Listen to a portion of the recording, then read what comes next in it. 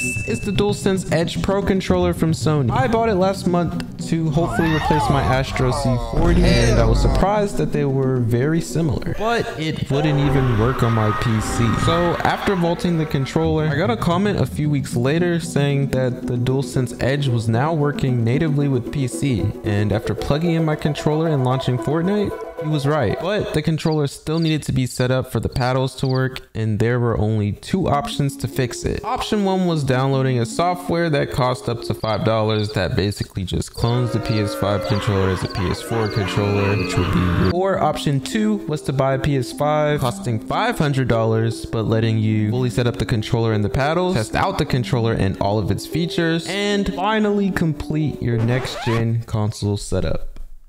All right, that last one was literally just for me. I know everyone doesn't have a next gen console setup. Anyways, obviously I bought the PS5 for the full experience and the content, but I don't know what's worse. The fact that I'm almost out of money, or the fact that everyone on my Instagram loves that I'm almost out of money. So yes, this controller cost up to $700, and today I'm gonna find out if it's worth the money. So when I got the PS5, I set up my DUALSENSE EDGE controller first to the way that felt the most comfortable to me. The controller comes with a cable lock, which I'm gonna use on my PC. Also 2 sets of paddles, but I didn't really like the first set of paddles. They felt a little awkward. If you've ever used a strike pack before, that's exactly how these are placed and how they feel. But I used a second set of paddles, which were more like buttons. Last but not least, there were some extra analog sticks, including a longer analog, which I always use with every pro controller.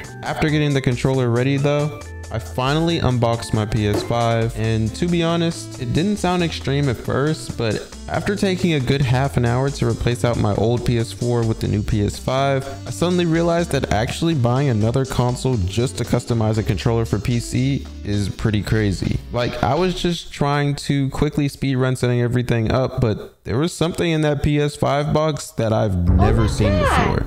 What is that? What is that? Bro, what is this? I never got around to reading the instructions either, so I just ended up putting it in the closet. Eventually, after turning it on and plugging in the default controller to set the console up, I switched over to finally set up the DUALSENSE EDGE on the PlayStation 5. I want you guys to get the whole experience just like I did, starting with updating the controller, and if you see my reflection on the TV, don't say a single word in the comments, because there was no other way to record this. That was the only angle available. Anyways, after updating the controller, the PS5 takes you through a quick tour, explaining all of the controller's features and then letting you customize it for yourself. During the tour, I found out that the function buttons on the front of the controller were to switch through multiple profiles that you can set up on the controller, which is cool for games that you would use different binds on. You can save up to 4 different profiles and quickly switch to one of them with any of the face buttons. But y'all know I only play one game, so I set up a Fortnite profile. When you set up a new profile, it first lets you change your button assignments and add binds to your paddles. Then on the next page, you can mess with your stick sensitivity and dead zone.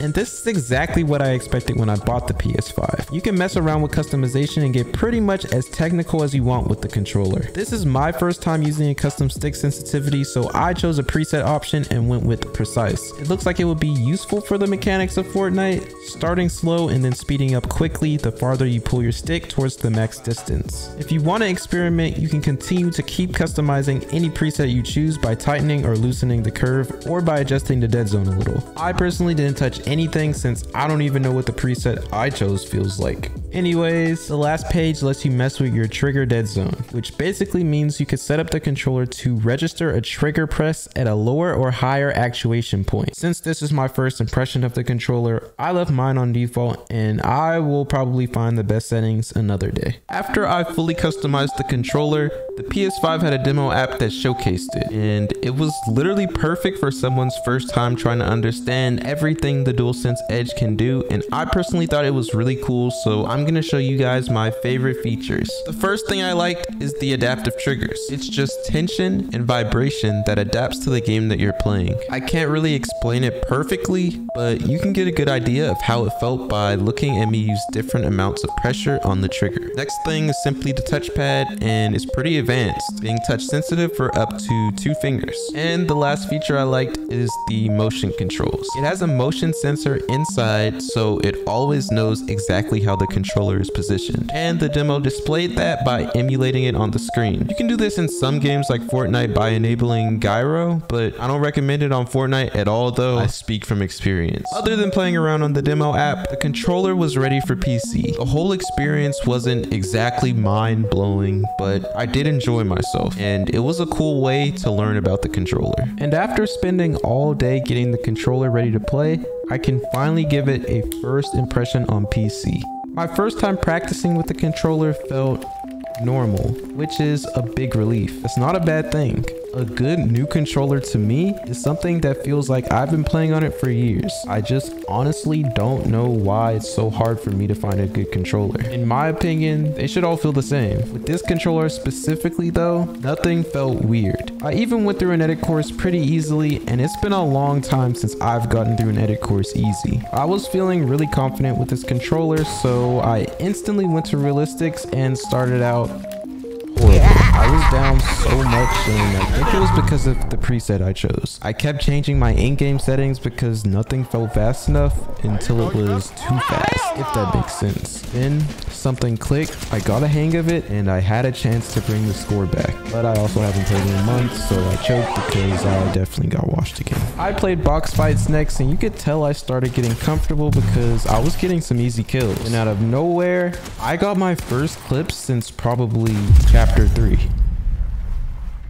After that, I decided to back out and go for a ranked win with my first game on the DualSense Edge. I hot dropped and made it off spawn with a few kills. I might be washed, but it's literally impossible for me to get any worse at the game, and it looked like I was in a bad lobby, so I had to take advantage of it. After clearing my POI with no issues, I wanted to finish the game quick. There weren't many people left, and I knew for a fact that I was easily going to bully the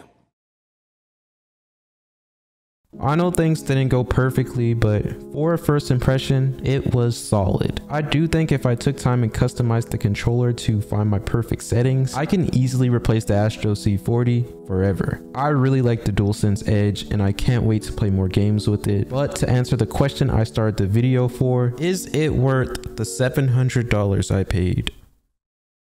No, I don't think any controller will ever be worth $700 unless it guarantees you a lifetime of victory royales. I personally think that it's ridiculous that you need a whole PS5 just to fully customize the controller. That's an insane amount of money that I will never get back just for a controller that's just decent and that Sony can easily make a PC application for. At this moment in time, I'm going to go get the best PlayStation Plus subscription so I can make myself use my PS5 for a month and then never touch it again.